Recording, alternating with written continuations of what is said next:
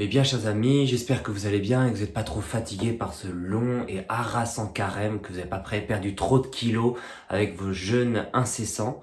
Aujourd'hui, nous continuons à vénérer le Sacré-Cœur et nous parlerons de la deuxième apparition du Sacré-Cœur à Sainte Marguerite Marie. Donc ça se passe dans la chapelle des apparitions de Sainte Marguerite Marie est à genoux au pied du Saint-Sacrement. On est le premier vendredi du mois de juin 1674. Et dans les apparitions, le Sacré-Cœur va nous parler de promesses, donc une carotte pour nous faire avancer, mais pas seulement, il nous parle aussi d'un devoir que nous avons, une fois que nous avons reçu et accueilli avec toute la bienveillance qu'il le faut, ces nouvelles révélations. Et dans cette apparition, le Sacré-Cœur demande à Sainte Marguerite Marie d'être une dévote toujours plus grande du Sacré-Cœur. Et je vous lis sa demande. Il parle des hommes et il dit « S'ils me rendaient quelques retours d'amour, donc les hommes, j'estimerais peu tout ce que j'ai fait pour eux. » Donc il parle ici de la passion et voudrait, s'il se pouvait, en faire encore davantage. Imaginez qu'il va faire une deuxième immense passion, comme s'il n'avait pas fait assez pour les hommes. Mais ils n'ont que des froideurs et du rebut pour tous mes empressements à leur faire du bien.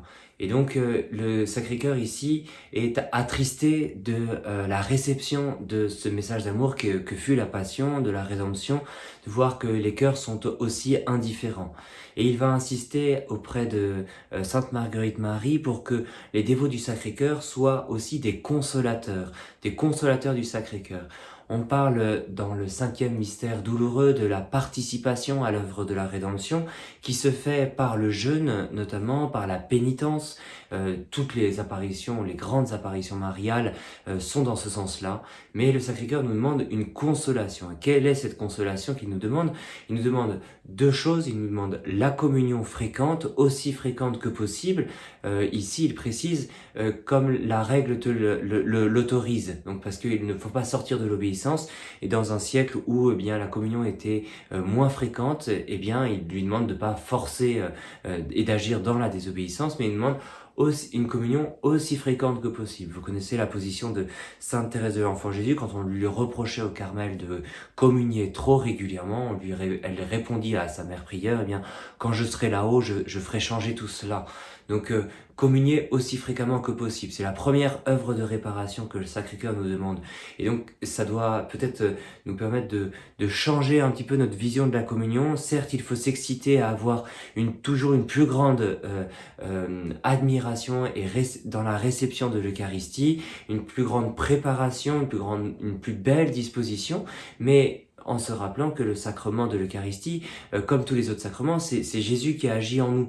Donc comme le sacrement du baptême, la disposition d'un enfant, un bébé pour le baptême, c'est certainement les parrains et marraines qui doivent être de bons chrétiens, mais c'est Dieu qui agit dans notre âme. Et donc dans l'Eucharistie, c'est ici le premier signe que nous donne Jésus dans cette révélation, c'est de se rappeler que c'est Jésus qui prépare notre âme, elle aussi, à le recevoir. Donc la communion fréquente, c'est la meilleure solution pour que toutes nos communions soient toujours plus belles. Donc une communion toujours fréquente. Donc quand on a passé notre messe à s'agacer de notre voisin, en un instant, au moment de la réception de l'Eucharistie, ne laissons pas le diable gagner toute la partie. Au contraire, faisons un acte d'amour le plus parfait possible pour qu'il puisse être reçu dans notre âme.